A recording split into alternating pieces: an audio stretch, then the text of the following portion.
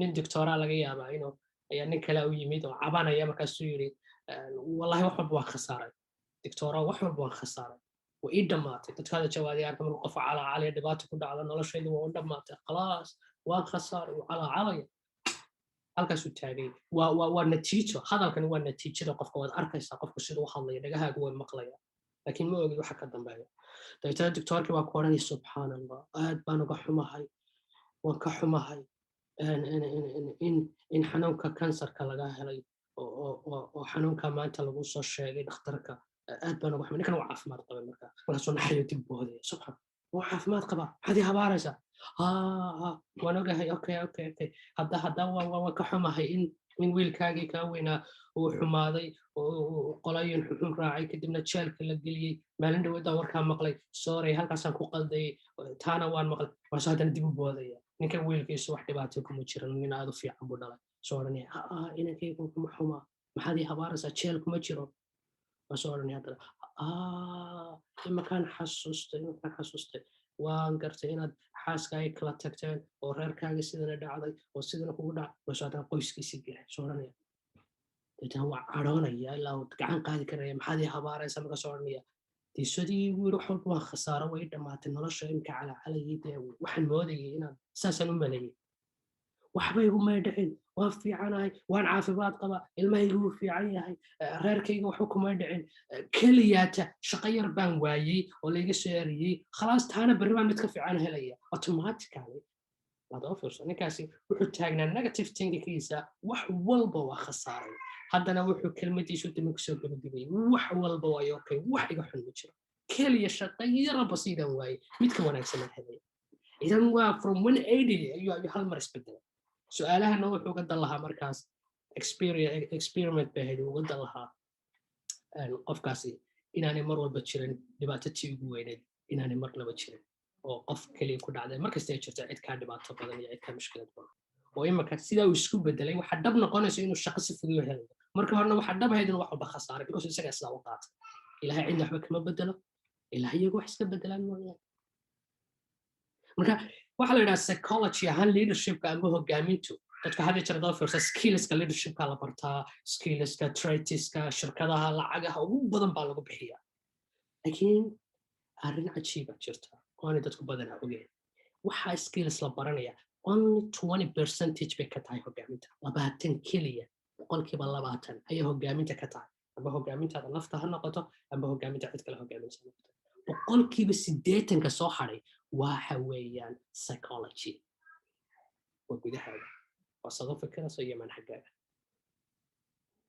taasoo markaa tusaale soo qaada waxa ka mid ah matala xayawaanaadka waxa ka mid ah kuwa la daraasiyay leadershipkooda iyo characterka leadershipka humanka marka la barbar dhigayo sida isku hogaamiyaan waxa ka mid ah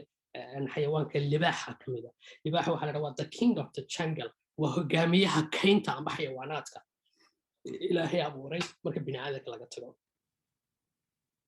waxa cajiiba marka haddaba libaaxu sidee buu ku gaadhay traitiska skillska la daraaseeyaa hogaaminta u suurtageliyey matala 5 arrimood ama 4 arrimood hadday sheegno oo mid tahay intelligencega caqli badnaanta midna ay tahay xajmiga weynida midna ay tahay tallness dararka midna ay tahay fast yani daaranta amba orodka 4 arrimood ee caqli badnaanta iyo xajmiga iyo dararka iyo caqliga intaas waxa isweydiin leh miyuu libaaxa ku kasbaday inuu noqdo hogaamiyaha xayawaanka no intaa midna maaha ka ugu caqliga badan maaha ka ugu xoogga weyn maaha ka ugu dheerna maaha ka ugu dheerayana maaha orad ahaan su-aashu waxay tahay markaa siduu markaa ku kasbaday haddeen barbar dhigna hal xayawaan oo ka mid ah matala maroodiga dabcan maroodigu jismi ahaan libaaxa waa ka xoog weyn yahay waana ka dheer yahay waana ka caqli badan yahay bal waxaa la yidhaahdaa xayawaanaadka dhulka jooga bini'aadanka marka laga imaado maroodiga ugu caqli badan siiba xayawaanka beriga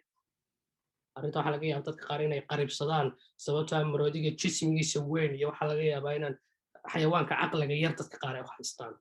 oo markaa sheekooyinka soomaalida iyo aboorka iyo maroodiga lasbarbar dhigaya la leeyahay aboorka